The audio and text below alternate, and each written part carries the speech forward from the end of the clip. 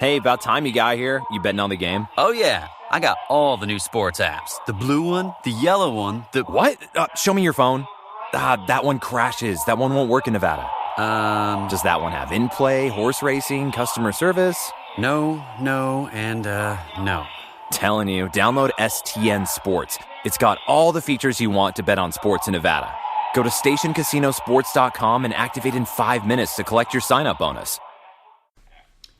Good morning, everybody. Jim Feist and Money. Mike, we're ready to go. We got week 17, and I'm going to tell you, Mike, this is going to be one hell of a week with the injuries and the opt-outs and the COVIDs and the closed facilities, and it takes a lot more work to find the games you like, for me anyway, and then figure out, okay, are they going to play this guy like Drew Brees? Is he going to play a whole game?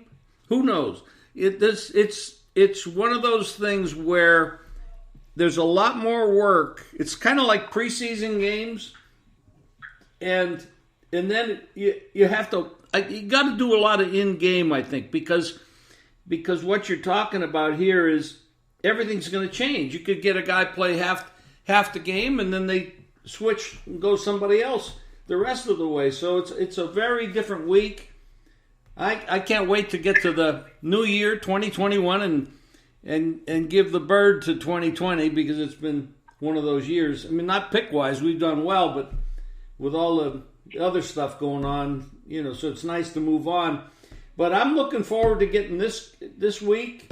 I'd like to see Washington do well, not because of I favor Washington or anything like that, but with Rivera fighting cancer and Alex Smith coming back from the devastating injuries and all the surgeries and everything, I'd like to see them just emotionally, get to the playoffs and get there. But I don't make bets like that because I'm not a fan really. I just bet to win, but we'll get to that. That's the last game on the card, so we'll get to that last. But Mike, good morning. I know you didn't lose much last week or win much. It was kind of one of those weeks where it was just a small result, but we've had a good year. It's been fun. Yeah, it's been a good year, Jim. It was a small loss last week. On the show, I gave out few losers. The teaser didn't hit, but then, like I said, on Sunday I put a few bets in. The Steelers I put in Dallas and Carolina, and I put a round robin with some totals that I know you like. So it gave me a little bit of a comeback, but I'm still on the plus side for the season. But I've had some good success, like I said to you earlier. When I was in that super contest all them years, week 1 and week 17, I had some good runs, and I'm having a feeling, you got to look at this last week in a different way. And like you're saying with Brees, well, even if they go with Taysom Hill or Winston, it's still better than I think with Carolina, which has nothing to play for. They like covering the game, but they're without McCaffrey again. They're without the other back Davis. They're without an offensive lineman. The Saints have something to play for. If they end up in a three-way tie with the Packers and Seattle, I believe them or Seattle get the number 1 seed. If the Packers lose and Seattle and the Saints win, it goes to one of them. So I think they'll show up on the road. They've had a couple extra days rest. The line's telling me they're going to play.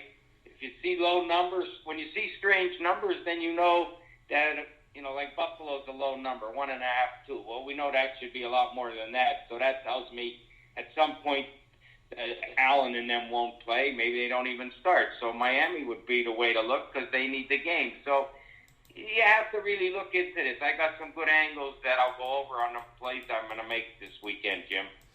Well, I agree with you. You really do have to have your eyes open and ears open too, because, like for example, what you just said, Seattle, New Orleans, and Green Bay are all looking to get that bye week, and each conference has a bye. One team that's going to get a bye week. In the past, it's always been 2 teams, but not this year. It's one from each conference.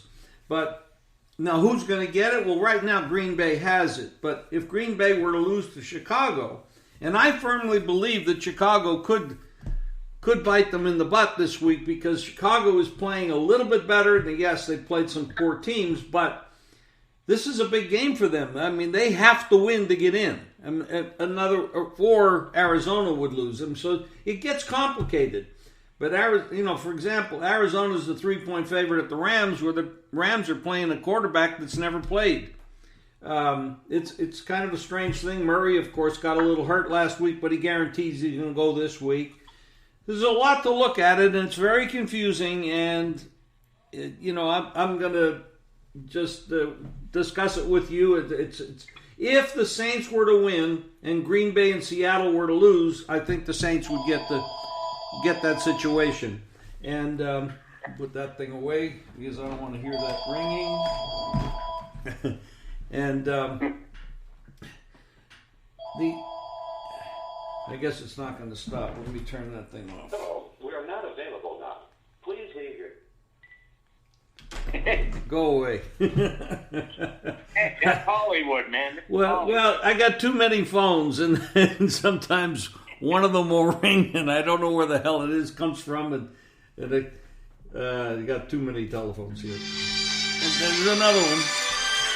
It's one or the other. And it might be the same person. Who knows? Anyway, where was I? Well, let's start with game number, wherever you want to start.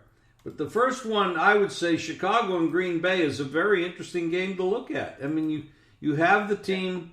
Green Bay, of course, is playing lights. I mean, they've just been playing great. Aaron Rodgers is the favorite to win the MVP, and rightfully so. It just looks easy for him right now. But they're on the road at Chicago. This is the oldest rivalry in football. And Trubisky has come out of nowhere. He's playing well. They're putting up points. It's an afternoon game. 1:25 in Vegas, 4:25 in New York. And the Packers were 6, and now they're 5.5. And this is an important game for the Bears. They'd love to get into the playoffs. Yes, they will. They've had a 6-game losing streak, and now they come back with 3 in a row. This will be a bet for me. Like I said, after the show, I will put my bets in. I got 7 plays I'm going to make. Chicago's 1 plus 5.5. I hope maybe 6. But I think they'll definitely play tough at home. The Packer deal is if they lose, Seattle and the Saints both have to win for them to lose that number 1 seed. Not just the Saints, because the Saints and the Packers in a tie, Jim. The Packers beat them heads up. But if Seattle wins, then it, for some reason, throws the Packers to the 2nd or 3rd seed. Probably the 2nd, but that's another story. They'll show up. You know they're having a great year. He's playing like it's easy, and maybe a lot of times for him it is. But I've seen him at times where, he doesn't look so easy. And I think the Bears defense is going to put the pressure on them. And whether the Packers win or not, I think the Bears cover the spread. That's what I'm worried about. Just cover the spread. If they win, good, they're in. If they lose, and the Arizona should lose, then they get in that way. But I like the Bears with the points. Who's going to win the game doesn't matter to me. I just want the Bears to cover. So that's a play. Well, I'm going to bet it a little bit differently. I've already taken 6, and I also have a money line play. So I have the Bears plus 6 and about half a bet on the money line. So I do that a lot with an underdog that I feel has a legitimate chance to win the game. Another game that has a lot of implications is Dallas and New York. Both of these teams have something to play for. The Cowboys are a 2-point favorite on the road in New York, and they're going up against their old coach. Garrett is the coach there, and he's the offensive coordinator, I should say. But Dallas has been playing pretty well, and Andy Dalton. I mean, when they signed him, everybody said, "Well, this is the best backup quarterback in football." And they're probably right. I think he probably is as a second-string guy. He even start for a lot of teams. He's still very good. Yeah, I hear you there. I'm going to play the Giants plus that small number, Jim. I think they'll show up at home. They know the winner of this gets in. If Washington loses, then I have a feeling Washington will get beat. We'll get to that game later, but I'm going to be on the Giants on that at that short number.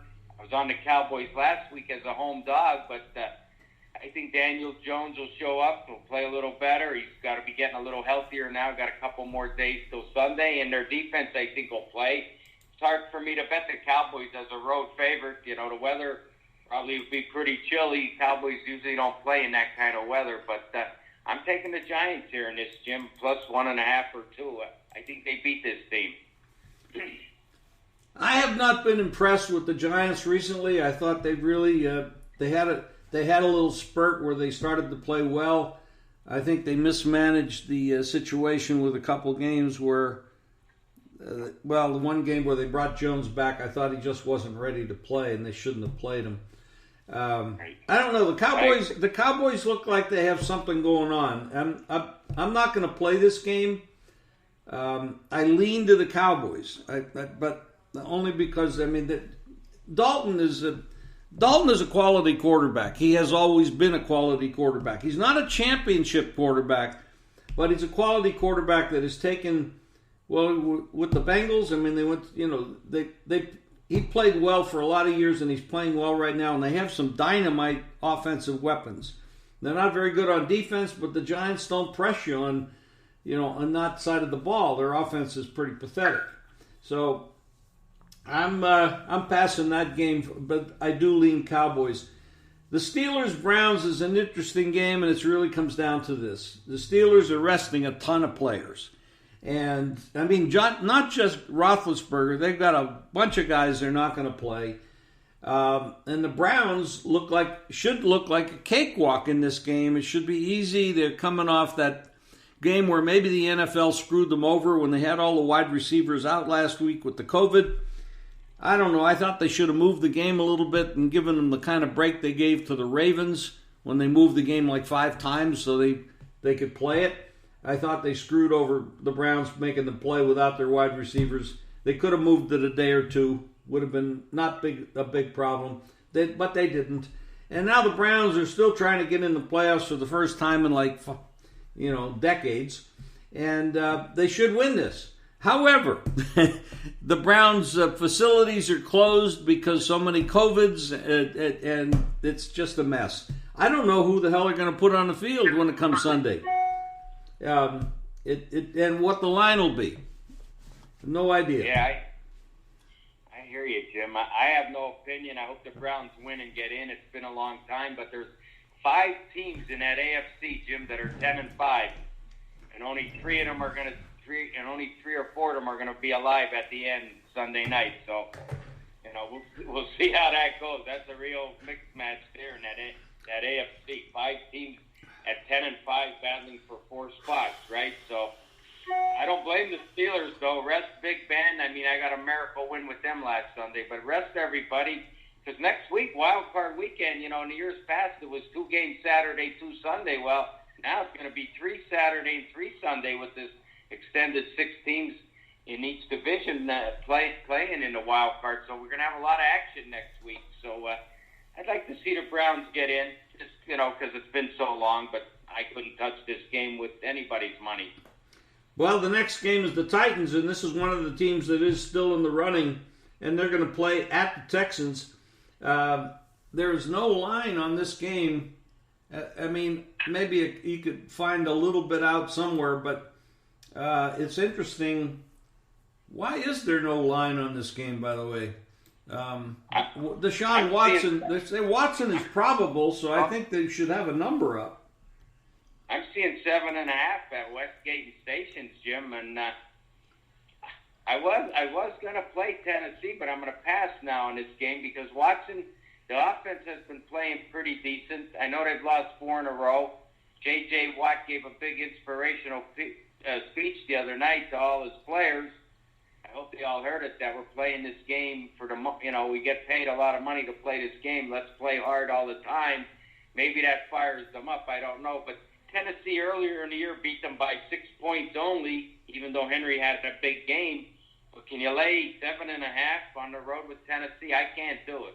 It's either it would be Houston or nobody, but I'm going to let it go at the moment. I could change my mind, but at the moment it's no play. Why you're seeing no line, I don't know. But on my phone, I'm seeing 7.5.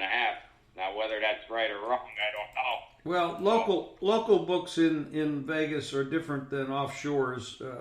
Most of your local books in Vegas don't take much action, unless it's some of the bigger places. But the offshores, the Pinnacles, the other places that take bigger action, they don't have numbers up at the moment. I would probably lean your way with the Texans if Watson is healthy. This is a totally mismanaged group down there in Houston. It's a horrible situation. The owner's a good owner, but with the coaches they've had and what they got going on now and the attitude and everything else, you can see there's cracks in the structure there. The Titans don't have much of a defense, and that's one thing they don't have. And they can score. They're one of the highest scoring teams in football. Tannehill is adequate. Sometimes he looks really great. And, of course, Henry is a monster. He's really, really good. If I was going to play this game, if everything comes together by Sunday and I can see what the hell is going to happen, the lineups and stuff, I'll be betting this game over. As far as who's going to cover it, I don't know how much the Texans are going to come to play, but usually the Pride will come in and they'll try. So I would lean your way, but I'd make a strong bet on the over if I can figure out who the hell's playing. These are more difficult games to handicap because there's so many outside influences. But the next game is the Saints against the Panthers, and you and I are seeing this game a little bit differently. You told me you like the Saints in this spot. They have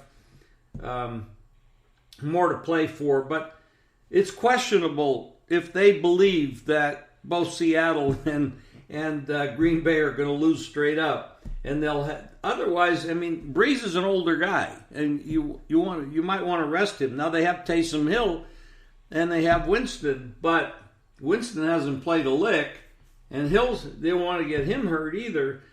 So this is one of those situations where the Panthers have been gold when they're an underdog. I mean, they just cover.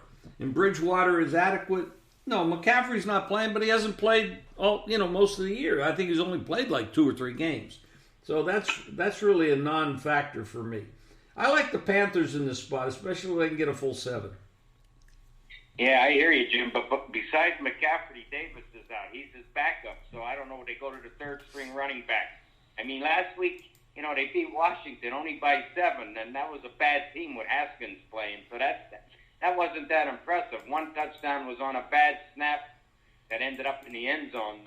So, I mean, I hear you with the Panthers and with the Saints. Well, the Saints need if them and Seattle win, which I think will happen. Green Bay's the key game, and you like the Bears. So I think the scenario where Seattle and the Saints winning and the Packers losing is a probable to happen. But they need Seattle, too, like I said, and they're going to show up. The Niners have nothing to prove. They get injured week after week. They're playing in that, over in Arizona, where the Seattle's used to playing there too. But if they don't bring Tyson Hill in, but the line is telling me everybody's going to play. Now, maybe they play a half and then they rest, but who knows what the Panthers do? Yeah, this is a tough week. It's a tough week. At first, I was leaning with the Panthers because they're good as a dog, and Bridgewater, we know how good he is as a dog. But when I seen Davis is out too, I said, gee, the Saints defense is not that bad. I mean, I don't know who's going to be running the ball. Bridgewater can't do it all. He has a few receivers, but their defense is no bargain. I don't know. I don't see that in that game, but we'll see what happens. We could always change our minds, but I at the moment I'm on the Saints in this one, Jim. Okay. The next game that has any meaning, we can talk about this one. The Jets and the Patriots, it has no meaning to either team except one of the things I want to talk about is coaches and quarterbacks, their futures. I mean, we talk about these teams as if they're just teams. They're really people, and these guys are playing for their jobs, and it matters to a player who has a home, who has kids, wife, kids. They go to school. They don't necessarily want to be traded to another city where it disrupts their lives on either a short or long-term contract. Whether they should move, uproot the kids, take them out of their classes and their friends, and go to another. So there's a lot of ramifications that go into this. These players are playing for their jobs. Now, the Jets are on a bit of a roll. They've won 2 games in a row. And I would say that from the Jets' perspective, they probably have more incentive to finish their season on a nice roll, win 3 games in a row, knock off the Patriots, who've been beating them up for 20 years. It kind of like Buffalo did last week. They didn't need to win that game, and they certainly didn't need to blow them out.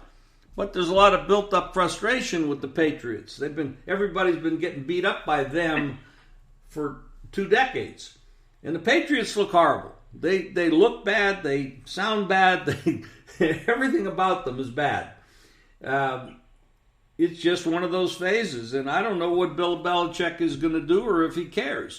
Because he certainly doesn't look like he does. Cam Newton, I think he's done. I don't think he has the arm. I just don't think he's ready to play anymore. I don't think he's got it.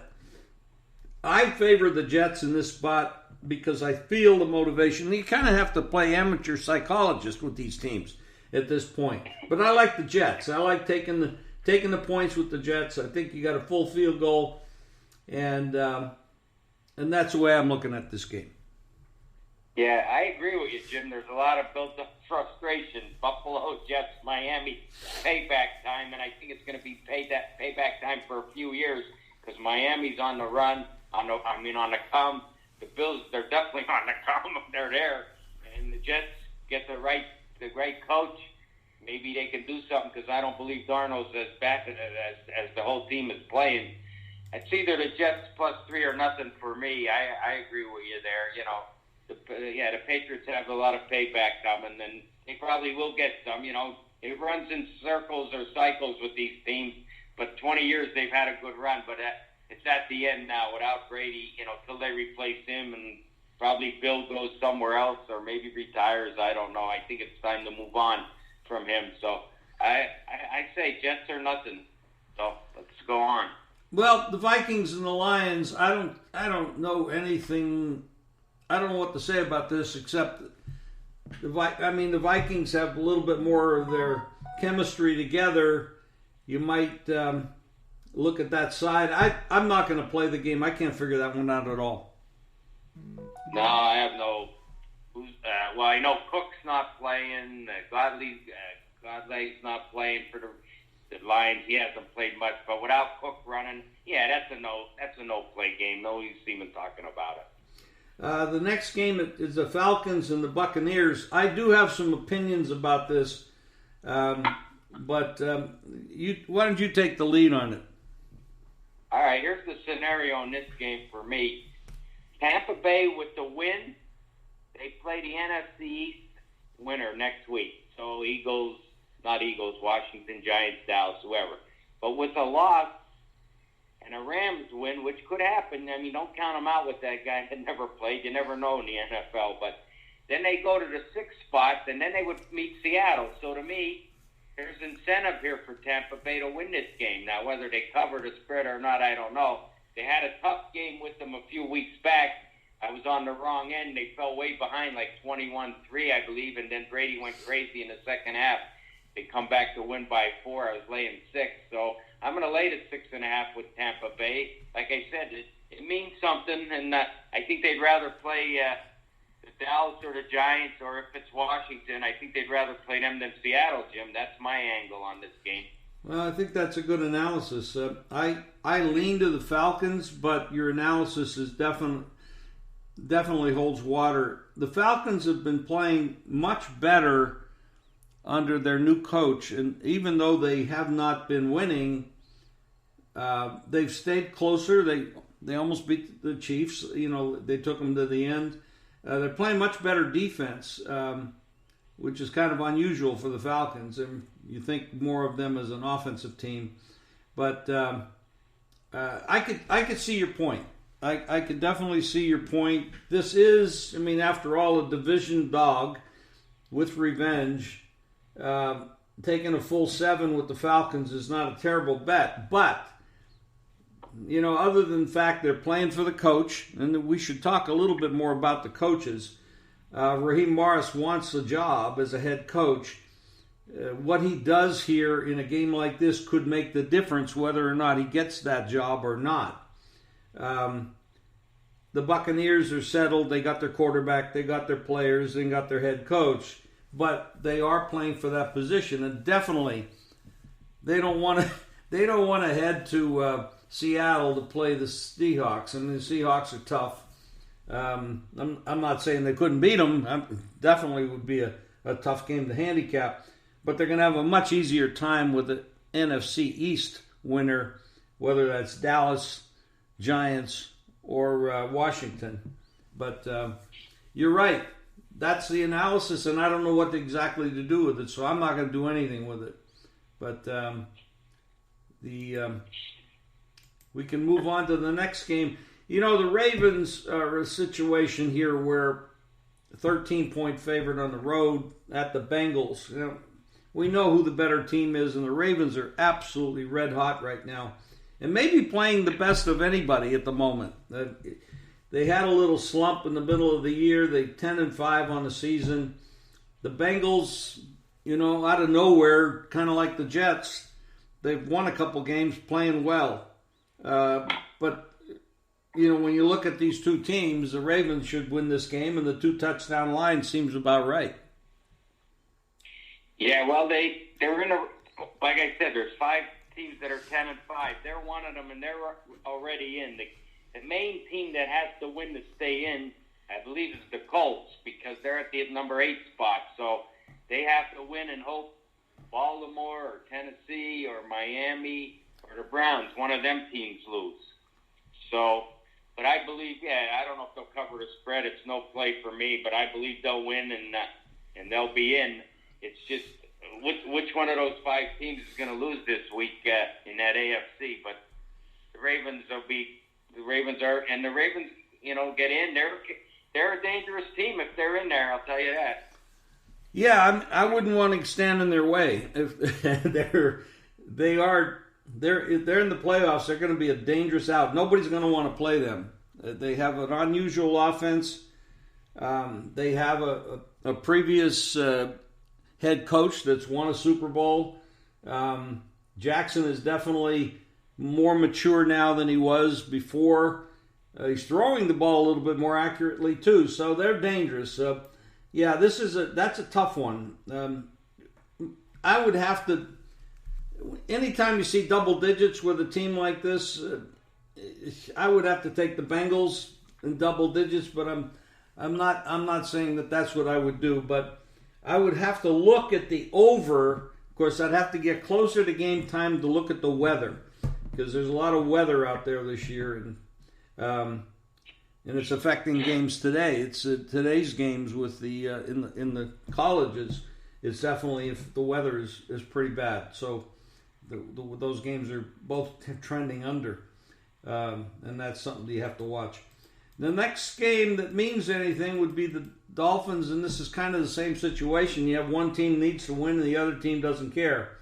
And then the question is who's going to rest and who's not, because we don't know what Buffalo is going to do. Miami is going to Buffalo, and Buffalo's a 3-point favorite at the moment, and we don't know who's going to play for Buffalo. Well, this is a play for me. I'll take Miami with the 3, Jim. That line tells me that their starters aren't going to play or not play much. Dolphins need this game. Tua will start. That's what Flores says. And, if it's not good for maybe a series or 2, who's coming in. Fitzmagic, and he'll do what he did against the Raiders last week out here, and he'll pull the game out. It's a big game for Miami and Flores. They play good ball. It's going to be 35 and sunny. They've played up in those conditions for years, So the weather, I'm not worried about the weather with Miami. The wind is, like you say, is always the problem. But I'm on the Dolphins. The Bills can only go to second or third place. I mean, they're going to get a home game. I don't think it's going to be a big objective for them to win big. And I think they would rest guys and come at full strength next weekend in that wild card as a home team. And I think they can do some damage. But I like Miami in this game. Tua or Fitzmagic, I think they win this game. Well, let me give you an update, and this would definitely change my mind for you. I just got this flash here. Fitzpatrick is out. I don't know why. They're not saying why. It's undisclosed reason, but he is not going to be playing. That puts it on Tua, and quite frankly, I'm not that impressed with Tua. I mean, the guy is very average. No, he doesn't turn the ball over, and that's an advantage. But he has not shown me that he's anywhere near a quality starting quarterback, and we don't know what Buffalo's going to do. We have no idea what they're going to do. Now they have some COVID people. Let's see. We got Yeldon, who's a running back.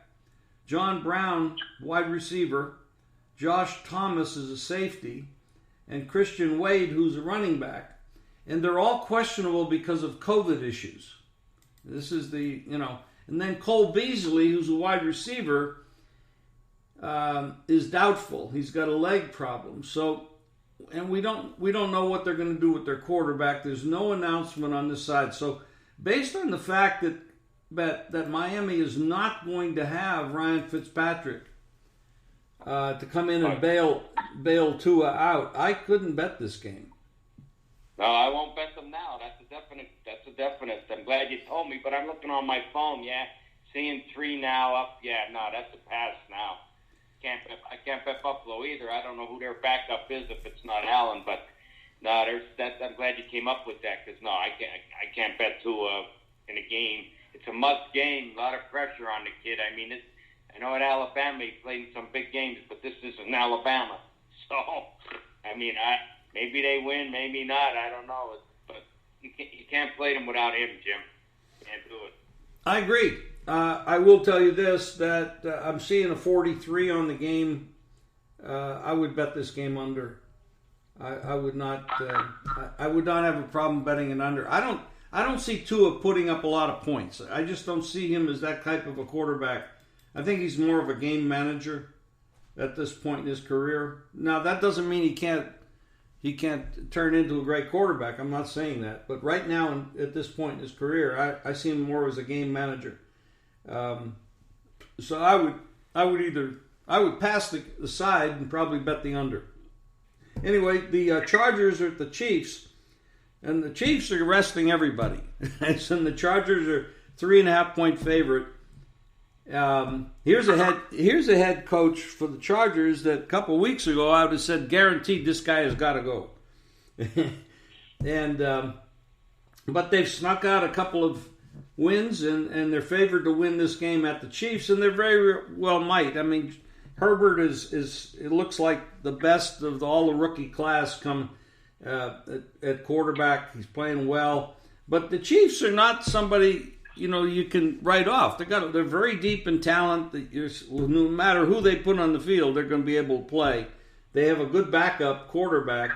I'm certainly not going to be laying 3.5 on the road to the Chiefs, even without a lot of starters. Yeah, Chad Henne's the backup. He's played many games, so I mean, yeah, I couldn't lay. It would be it's not a play, but if I wanted to, it would be the Chiefs with 3.5 because, like you said, they have a lot of talent. Chargers, they're a nice young team. I think we're going to see some upswing next year, a little more with Herbert and them. But yeah, that's a game I'll pass, Jim. I mean, it doesn't mean much, so I'll pass. Well, the next game is Seattle at San Francisco, and this goes along with the other 2 games we talked about already with Green Bay and the Saints. The only motivation for any of those 3 teams is to try to get that number 1 seed in that bye week. And it is possible that the Seahawks could end up with that. Because they are favored. They're playing a team that is weakened by a lot of injuries.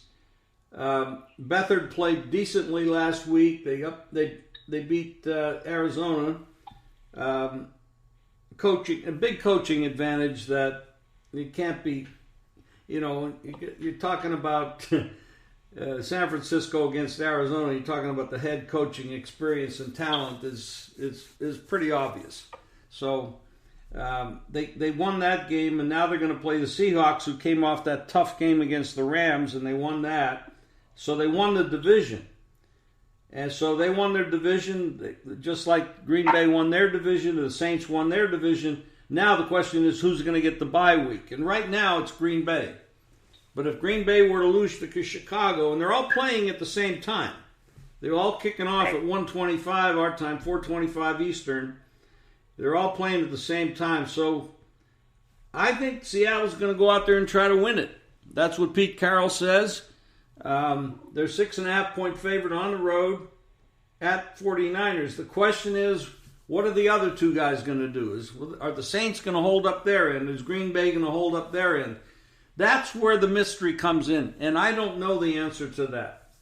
I do think the Bears have a chance to upset Green Bay, and I think the Panthers have a chance to keep it close against the Saints. I'm not saying they're going to upset them, but close won't matter. Saints got to win. So it's tough to handicap these games. It's very tough, Jim. I'm surprised you can't pick all the winners. What the hell's wrong with you after all these years, buddy? But I agree with you. I'm going to be on Seattle. It's going to be one of my strong plays are going to be the Bears, Seattle, and the Eagles. They're going to be my three strong plays. Niners, a lot of injuries. I think you can find 6. You might even find 5.5 at Treasure Island in this game. But Seattle comes out to play.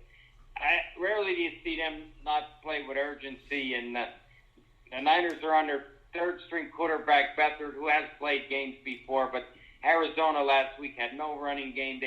They made them look terrible. I don't think they're going to do that to Seattle. Seattle seems to be coming on now. That defense is getting stronger and stronger. I don't see Beathard having no big game. They have hardly any running game. Kittle came back and did something, but you're talking about Arizona, who to me isn't really a playoff team, not the way they've been playing lately. So Seattle has all the momentum. I think that's a definite play, Seattle. And the Bears, Seattle, who's your third best? The Eagles. The Eagles are going to show up and play. Whether Alex Smith plays or not, he didn't play that well in San Francisco, even though they won the game. It was all defense. And he's got a calf injury. He said he could have played last week. Well, then that means he should play this week. I don't know what's the mystery. But to me, they're all defense, no offense, all defense. I think Hurts is going to play well at home. I think Peterson, they could be playing for his job. I don't know. It's a possibility. Deshaun Jackson came back last week. I think in Philly, I know no fans, but I think they got a lot of pride. I think that defense, I know last week they blew a lead, but I think they would like to knock Washington out. So I'm going to put the Eagles as going to be one of my three big plays, Jim. Well, emotionally, I think there's going to a lot of people want to bet on Alex Smith to win because he's going to retire. He's had a heck of a run, and he's been a good guy. But, and the injury that he came back from, and then you got Rivera fighting cancer. So there's a lot of emotional reasons. I think the key to this game, you didn't mention it, but I think the key to the game is Philadelphia's defense and Washington's defensive line. Washington leads the league in sacks, quarterback sacks. They got a defensive line that is incredibly strong, probably the best in football, and they're going to give Philadelphia a lot of trouble in that department. On the defensive side for Philadelphia, you have a defensive tackle, Fletcher Cox, who is absolutely an incredible player. He was injured in the last game. He got a stinger, which is a neck issue.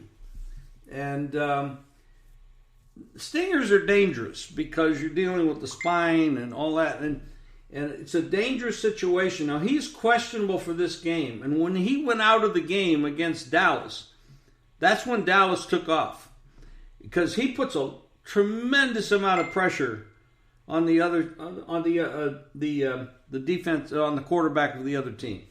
If he's not playing, and they got that's a real big problem. And I think Alex is going to get himself on the field. I think he's going to play, but it's not announced that he's going to play. He's still questionable. But if Alex Smith goes and Cox does not, I like Washington in this game. I don't think Philadelphia will beat them without Cox, Fletcher Cox. Well, you could be right, Jim. You could be right. I know what you're saying. But Alex, I know he's come back. Hey, listen, I feel for the guy, it's a big story, a great story, Rivera, all that stuff. I feel all that stuff you're saying, but they still got to come out and play. And I haven't been impressed with Alex since he's been back, really. They've won some games, but it hasn't all been him. That defense has been very strong. I'm just thinking a little bit, like I said, Peterson, he could be on the hot seat. I don't know. I mean, in my opinion, he should be on the hot seat. But for some reason, I think Herzl, he's had 3 games now. He won 1, lost 2. You're getting a little good and a little bad. But, they're healthier now on offense than they've been in a long time. And the Washington strength is the line and probably the linebackers. The secondary, I don't know how good they are, but they give up points too. I mean, like I said last week, they did not look good. They did not look good in that game against Carolina. And then you got Haskins this week, so there's a little turmoil down there in Washington, in the clubhouse, in the locker room, whatever, dysfunctional player they had to get rid of. So that's been on, that resonates with other players too, seeing what's going on. And I'm glad they got rid of Haskins. He's not mature enough to play in the NFL. But we'll find out who's right Sunday night. But I'm gonna lean with the Eagles. If I find out Cox isn't playing, that could change my mind. I'm not sure yet about that. Okay, well, it's been anything you want to say to cap off our regular season? We've got the playoffs next week and stuff. That's going to be really exciting, and we're not going to have to dodge all this stuff that we're dodging this week. They'll be out there. We'll know everybody's going to be trying to win. Right. Well, we had a good year, both of us. We could do shows up to the Super Bowl. It's up to you. You decide whatever you want to do. We could do wild card. We could wait till the Super Bowl week. You will decide. I'm up for it. Whatever you want to do.